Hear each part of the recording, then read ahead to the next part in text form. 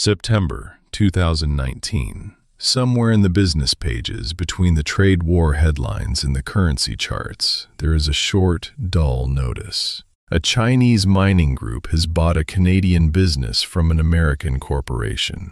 No press conference, no front page. Almost nobody notices. They should have. Because that quiet little business controlled a mine on the shore of a lake in Manitoba. And that lake holds something like 70% of the world's known reserves of a single metal. A metal without which not one satellite navigation system on the planet can work. Without which the deepest oil wells on Earth cannot be drilled.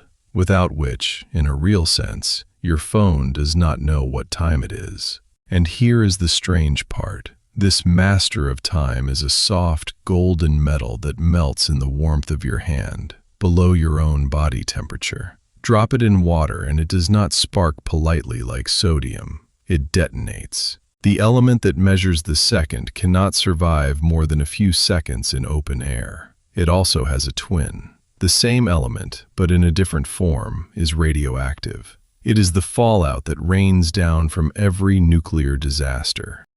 It once sat glowing a faint blue in a scrapyard in Brazil, and people who did not know what it was carried it home, and some of them died. Its name is Cesium, element number 55, one element wearing two completely different faces. And I promise you that by the end of this, you are going to look up what kind of clock is ticking inside your phone. Before we start, sit with 4 questions. How did a soft metal that melts in your hand become the most precise standard of time in human history? Why does the entire synchronized world, your navigation, your banking, your calls, quietly hang on a single atom? How can one and the same element both keep perfect time and poison the ground for decades? And why do 70% of the world's reserves sit in one Canadian lake that its new owners now want to drain dry? Cesium is soft enough to cut with a knife, and it sits at the foundation of the most exact machines we have ever built. It is the keeper of time and the ghost of catastrophe. 2 faces of one name. The story begins, fittingly, with a question about light. Around 1859, in the German university town of Heidelberg, 2 scientists were working on a new way of seeing.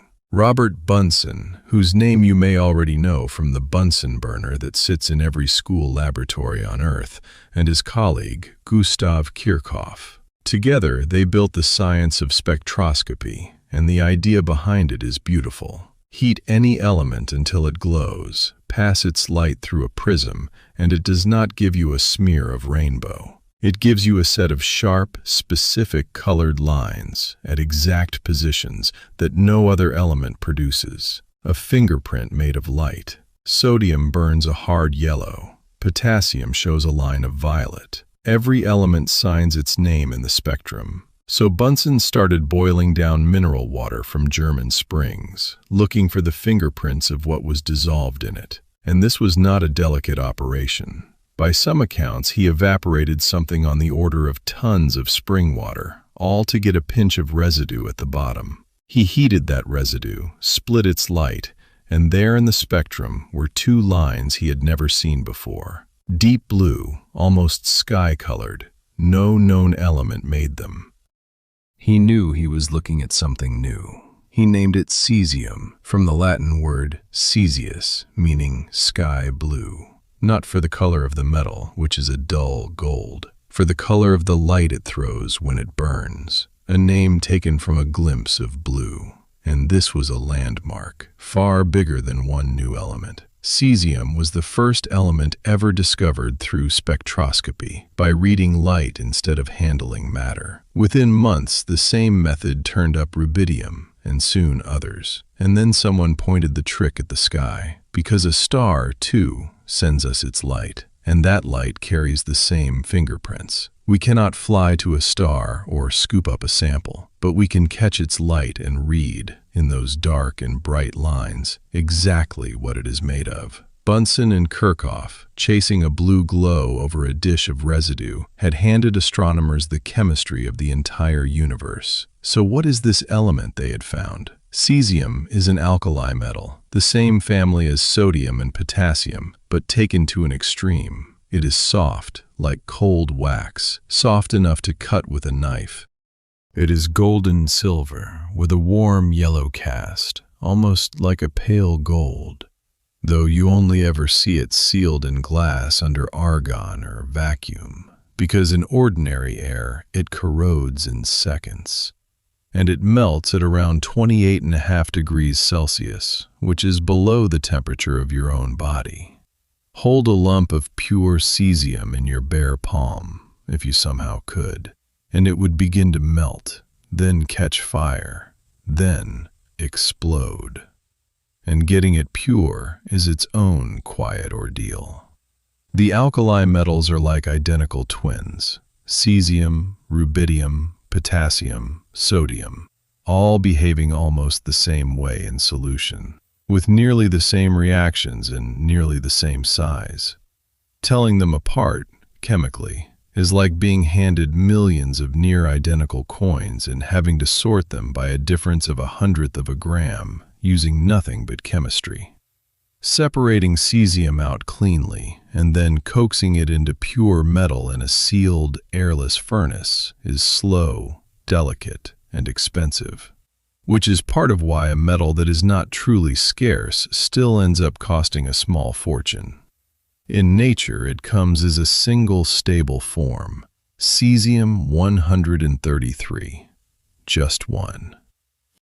I want you to hold on to that number, because it is going to come back, and it is going to come back loudly, because there is another cesium, almost identical, that is anything but stable. But we will get to the dark twin. First, the light one had a destiny to fulfill, one that Bunsen, staring at his blue line, could not possibly have imagined. This soft, exploding metal was about to become the most precise thing humanity has ever made. To understand why, I have to ask you a question that sounds almost too simple. What is a second? Most people reach for the obvious answer. A second is 1/60th of a minute, and a minute is 1/60th of an hour, and an hour is 1/24th of a day, and a day is one turn of the Earth on its axis. Follow the chain down, and every unit of time we use is, in the end, tied to the spinning of the planet, which feels rock solid, until you learn one detail that school somehow skips. The Earth does not spin evenly. It is very slowly slowing down, and it wobbles, nudged by the drag of the tides, by water shifting in the oceans, by ice melting, even by earthquakes. After the great earthquake in Japan in 2011, the planet's day was measured to have shortened by a couple of millionths of a second because mass had shifted deep inside it. The Earth's spin is not a constant. It is a variable, and that is a problem. Because if the second is built on the turning of the Earth, and the Earth's turning is not fixed, then the second itself is not fixed. And everything built on the second, all of physics, navigation, communication, starts to quietly drift. By the middle of the 20th century, this had stopped being a philosophical curiosity and become a hard, strategic problem. Radar, missile guidance, the coordination of forces, all of it needed a second you could actually trust, far past the point the wobbling planet could deliver. People tried to patch the old system first. In 1956, timekeepers even redefined the second based on the Earth's motion around the Sun in one specific past year, a so-called ephemeris second. But it was a standard that was already out of date the moment it was adopted, because the planet had already moved on. You cannot build a permanent ruler out of something that keeps changing shape. The only real fix was to stop measuring time against the heavens at all. In 1945, the physicist Isidore Rabi suggested a radical fix. Stop asking the planet what time it is. Ask an atom. Atoms do not slow down, do not wobble, do not care about the tides. Every atom of a given kind behaves in exactly the same way anywhere in the universe. And one atom turned out to be close to perfect for the job. Cesium 133. Here is what it does. Deep inside a cesium atom, its outermost electron can flip between two very slightly different energy states, and when it does, it absorbs and emits microwave radiation at one exact, unwavering rhythm. That rhythm is not rounded off. It is not approximate. It is a property written into the atom itself. Cesium ticks, if you want to call it that, 9,192,631,770 times every single second. In 1955, at the National Physical Laboratory in Britain, Essen and Jack Parry built the first working cesium atomic clock. It filled a room, it hummed, it needed constant attention, and it looked nothing like a clock. But it kept time to within about a second every 300 years. And in 1967, the world made it official. An international conference redefined the second itself, no longer one part of a turn of the earth. From that day, 1 second was defined as exactly that number of beats of a cesium atom, 9 billion and change, and nothing else. Sit with the size of that. The earth was fired as the keeper of time. After thousands of years of the sun and the stars telling us the hour, we handed the job to a soft metal in a sealed tube. And the clocks only got better. The best cesium-based clocks today drift by around a second over a few 100 million years. The dinosaurs died out some 66 million years ago. A clock like that, started back then, would still be off by less than a quarter of a second now. And you lean on that impossible precision every single day without ever seeing it. Because the moment that soft golden atom locked down the length of a second, it became the invisible heartbeat of the entire modern world. Starting with the little machine in your pocket that always seems to know exactly where you are. Right now, roughly 20,000 kilometers over your head, a navigation satellite is coasting through space with an atomic clock on board. It is broadcasting, constantly, a signal that says, in effect, this is exactly what time it is, and this is exactly where I am. Your phone listens to several of these satellites at once, and the way it finds you is pure time. The signal from each satellite takes a tiny fraction of a second to reach you, and the ones farther away take very slightly longer. Your phone compares those tiny differences in arrival time and works backward to the one spot on Earth where you must be standing. It is not really finding you in space, it is finding you in time, and the whole trick works only because the clocks up on those satellites agree with each other down to the billionth of a second. And here is a distinction worth getting exactly right, because it is easy to blur. Your phone does not have a cesium clock inside it. It carries a cheap, ordinary clock, and it listens to satellites and networks that are themselves kept in line by atomic time. The cesium is not in your phone. It sits deeper than that.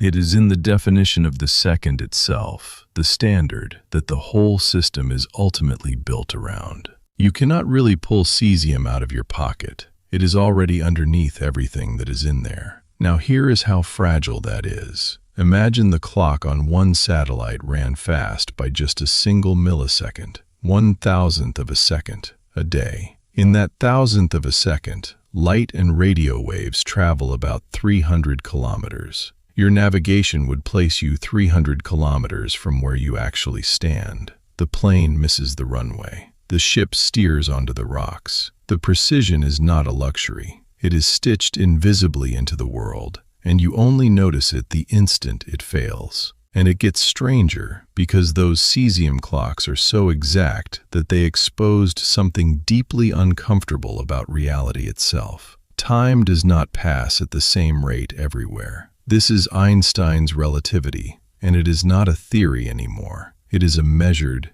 engineered fact. A clock up on a satellite, high in weaker gravity and moving fast, runs at a slightly different rate than a clock on the ground. The mismatch comes to roughly 38 millionths of a second every day. That sounds like nothing. It is not nothing. Left uncorrected, that tiny relativistic error would push your navigation off by around 10 kilometers a day, and the whole system would be useless within hours. So every one of those satellites carries a correction for Einstein's relativity, baked right into its software. Every single time you glance at the little blue dot on your map, a computer is quietly doing Einstein's math for you, automatically, invisibly. Einstein is riding around in your pocket and you never even feel him working. And keeping time is not even the only thing cesium is quietly good at. It holds its outermost electron more loosely than any other stable element, which means the faintest push, even a weak beam of light, can knock that electron free and turn it into an electric current. That single property made cesium the heart of early light-sensing tubes, the photocells that first let sound be read off a strip of film for the movies, the light-hungry cathodes inside early night vision devices that gave armies the power to see in the dark, and even the first experimental ion engines that nudged spacecraft through the void. One soft metal turning light into electricity again and again across a century of invention. And navigation is only the most visible piece. Every bank transfer is stamped with a time from atomic clocks. Every cell tower syncs to them. Stock exchanges, power grids, the internet itself, all of it leans on this shared, cesium-anchored sense of now. When I really understood that, I had to stop for a moment. Take one soft metal out of the periodic table, and it is not war or an asteroid that stops the world. Navigation goes blind. Banks cannot confirm their transfers. Networks start to stumble. A civilization is quietly resting on an element that melts in your hand. If you never knew that a piece of Einstein's physics runs inside your phone every time you open a map, tell me in the comments. I genuinely want to know how many people this surprises. I read them. Our clocks, in fact, have now become more reliable than the planet we live on, and that has created a quiet headache.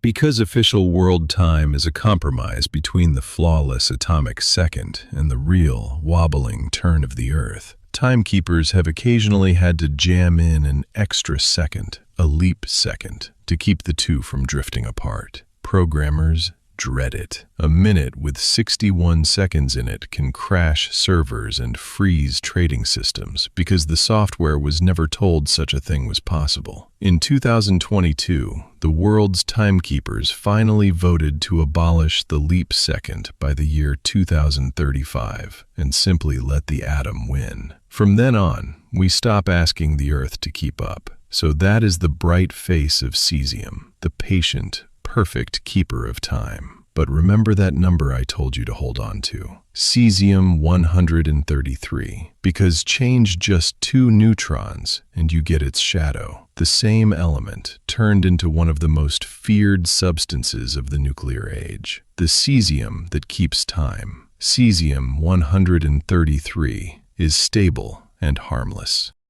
But when the nucleus of a uranium or plutonium atom is split inside a reactor or a bomb, it shatters into fragments, and one of the fragments that comes out again and again is Cesium 137, radioactive. It pours out gamma radiation, and it has a half-life of about 30 years. 30 years is roughly the span of a human generation. It means that if a disaster releases Cesium 137 today, 30 years from now, half of it is still active. 30 years after that, a quarter. It does not blow away and vanish. It settles into the soil and the water and lingers there for decades, poisoning quietly, long after the headlines have moved on. When the reactor at Chernobyl exploded in April of 1986, it threw an enormous quantity of Cesium 137 into the sky, scattered across a huge stretch of Europe.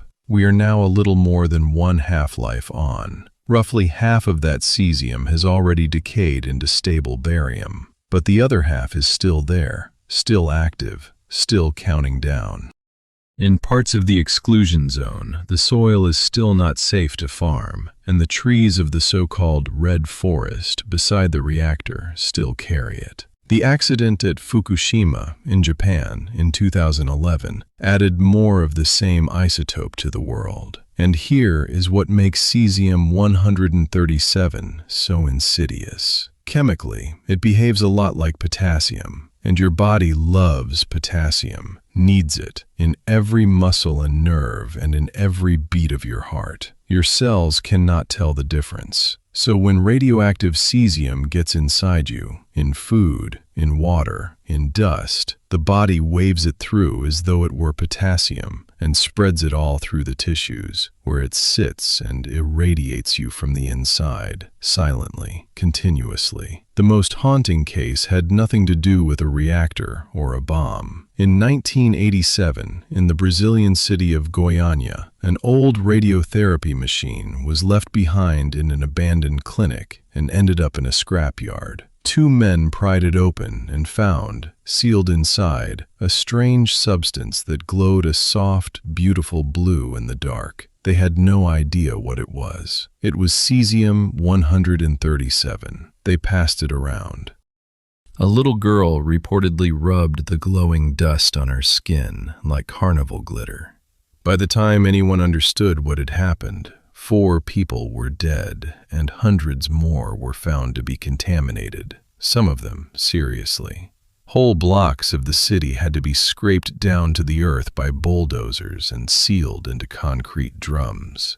One of the worst radiation accidents in history, and there was no reactor, no bomb, no war, just an abandoned machine and people who did not know. That is the real lesson of Goiânia. Cesium-137 is at its most dangerous not when people know it is there, but when they do not. And to bring it uncomfortably close, there is a trace of cesium in your body right now, a tiny amount, taken up from food the same way you take up potassium, and then flushed out again over the following weeks and months. If it is the stable one, Cesium-133, that is nothing to worry about. But the very same doorway that lets the harmless kind in will let the radioactive kind in too. Same chemistry, same open door. Only what waits on the other side is different. Cesium-137 is one of the fission products that makes spent nuclear fuel intensely dangerous on the scale of decades and centuries. But it is not the whole of the waste problem. Spent fuel also holds other radioactive materials with far longer lives, and that is why Finland is carving out a vault called Onkalo, a labyrinth in solid granite hundreds of meters down, meant to seal nuclear waste away on a timescale longer than civilization itself, on the order of 100,000 years. Cesium teaches only one part of that lesson. Some poisons last longer than politics, longer than memory, longer than language. And that last word is not a throwaway. It points at a genuinely strange problem. How do you warn a human being 100,000 years from now, when every word and symbol we use today may be long forgotten? 100,000 years ago, our own species had not yet spread out of Africa. One serious proposal for marking these vaults is to carve no words at all, only a face contorted in horror, a universal grimace of pain, in the hope that any human, in any age, will understand the single message that matters. Do not dig here. So here is the whole of it.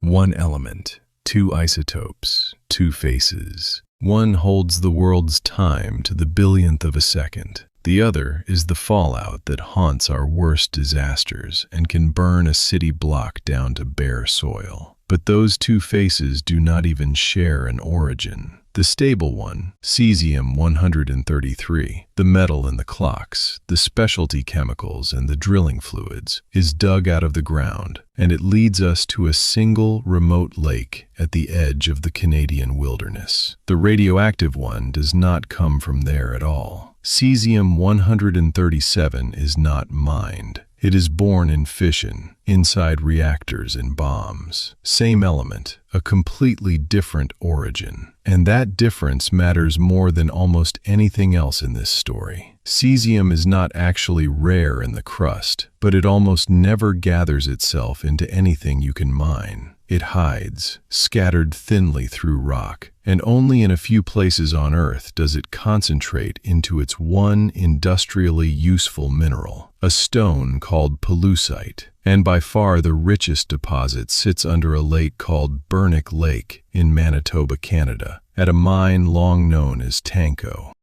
That single lake is thought to hold something like 70% of the world's known cesium reserves. Everyone else, everywhere, is fighting over the rest. World production of cesium is measured not in millions of tons like aluminum or even thousands, but in mere tens of tons a year. It is one of the most concentrated supply chains of any element on the planet. Which brings us back to that quiet notice from 2019, when a Chinese resource group bought that Canadian business from the American corporation Cabot. It did not just buy a mine. It took effective control of the single greatest source of cesium in the world. And it did so at a moment when that same country was building its own satellite navigation network, pushing hard into quantum technology, and expanding its nuclear and space programs. You can decide for yourself whether that was a coincidence. And the story did not stop there. In recent years, the mine's new owners have floated a startling proposal to partially drain Bernic Lake itself to get at more of the pollucite underneath the water. Picture that, pumping down an entire lake because the mud beneath it is worth more than the lake on top.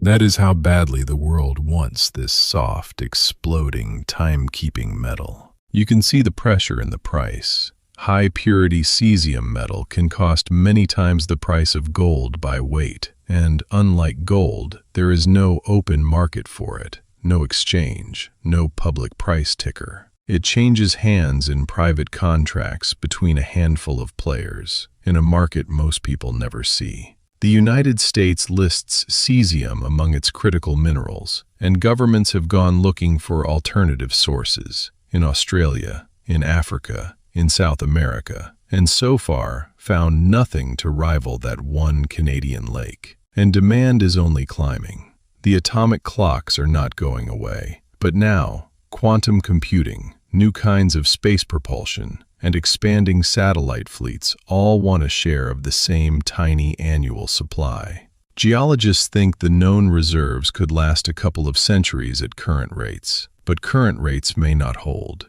When Europe realized how much it depended on a single supplier of natural gas, it became a crisis on every front page. Cesium is the same kind of dependence, quieter only because the market is small and hidden, and almost nobody has heard of the metal. The vulnerability is just as real, and the places this metal quietly ends up can be genuinely strange. Consider an oil rig in the North Sea drilling a well 6 kilometers straight down into rock hot enough and under pressure enough to crush ordinary steel pipe.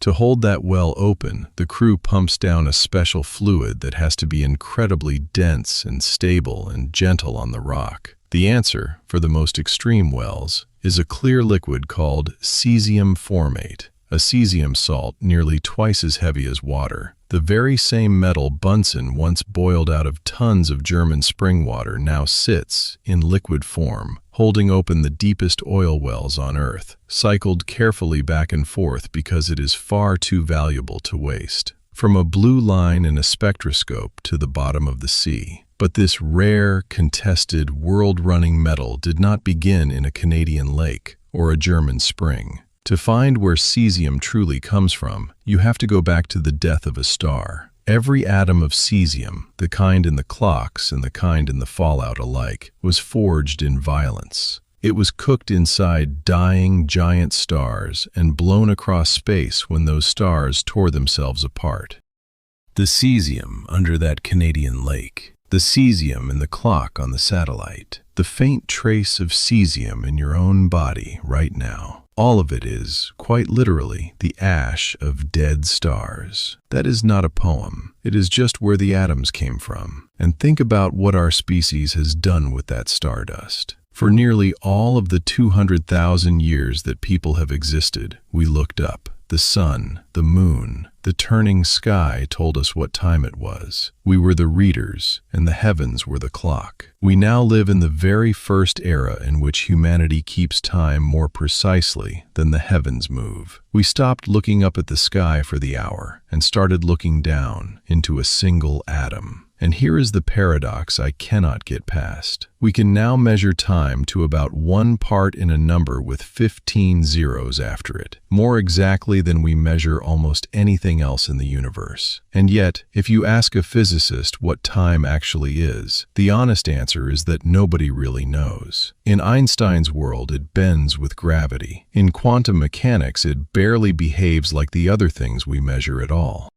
Cesium sits at the base of the most precise measurement we have ever built, of something whose true nature we still do not understand. It is the perfect ruler for a thing we cannot define. Robert Bunsen lived to be an old man and died in 1899, before cars filled the streets, long before radio, before flight, before the atom was split, before satellites. In 1860, he simply sat in a laboratory in Heidelberg, looked at a thin blue line in his spectroscope, and asked, "What is that?" He could not have known he was pulling the first thread of a chain that runs, unbroken, from that blue glow to the navigation running in your hand tonight. Nobody in that chain was trying to build the modern world. They were just curious. That is usually how it happens. Cesium, element 55, softer than wax, and the heart of the most exact instruments we have ever made. It explodes at the touch of water and holds open wells at the bottom of the sea, rare, and yet sitting inside every satellite over your head, invisible in daily life. And without it, that life would look nothing like it does. One face keeps our time, the other haunts our disasters.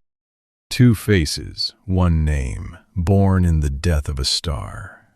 Thanks for staying with me. If this story got under your skin, hit like and tell me in 1 word what stayed with you most. Say second for the atom that redefined time itself. Say blue for the line of light that revealed it. Say Einstein for the relativity riding in your pocket. Say Goiânia for the glowing blue powder and the people who did not know. Or say lake for the one place on Earth that quietly holds it all. Pick 1 word and drop it below. Subscribe, because the next element has just as many secrets hidden inside it. See you then.